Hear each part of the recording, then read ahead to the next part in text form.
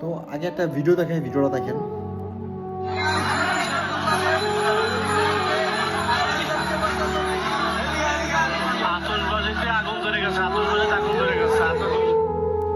তো এটা হচ্ছে একটা বিল্ডিংয়ে আগুন আছে সেই ভিডিও, আর এটা হচ্ছে মিরপুর 7-এ।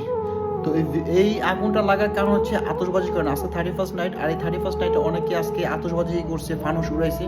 তো সেই আতশবাজি ফানুসের কারণে সেই ফানুস সেই হয়তো বিল্ডিংয়ের বা সেই বিল্ডিংয়ের পাশে কোনো হয়তো ইলেকট্রিক কোনো কেবলে এসে পড়ছে, যার কারণে এই আগুনটা সৃষ্টি হয়েছে। এই আতশবাজি নিয়ে আমি এর আগে 2টা ভিডিও বানাইছি যে আতশবাজি থেকে আমাদের কি কি সমস্যা হতে পারে, আমাদের কি কি প্রবলেম হতে পারে, ঠিক আছে।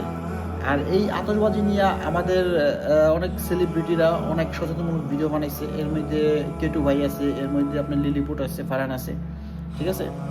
তো দেখেন, সচেতনতা যদি আমাদের মধ্যে না থাকে তাহলে আমরা আমাদের নিজেদের বদলাতে পারবো না। সচেতনতা আমাদের অবশ্যই প্রয়োজন। আপনি সরকারের দোষ দিয়া যে পার পাই যাবেন, কিন্তু জনগণ হিসেবে আপনি কি দায়িত্ব পালন করতেছেন বা আপনি কি ভূমিকা পালন করতেছেন বা আপনি কত সচেতন আছেন, সেটাও কিন্তু আপনার দেখার বিষয়। আর আপনি হয়তো মনে করতেছেন নতুন বছর সেলিব্রেশন করব, নতুন বছরের থেকে আমাদের দিন ভালো কাটবে। কিভাবে ভালো কাটবে ভাই?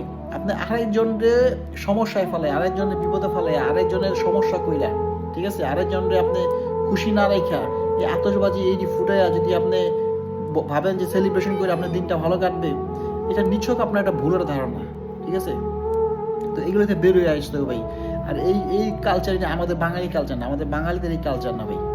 আমরা মুসলমান বাঙালি, আমাদের যদি হ্যাপি নিউ ইয়ার পালন করার খুব ইচ্ছে থাকে, আপনার মহরম মাস, সেই মাসে আমাদের হচ্ছে হ্যাপি নিউ ইয়ার পালন করার কি।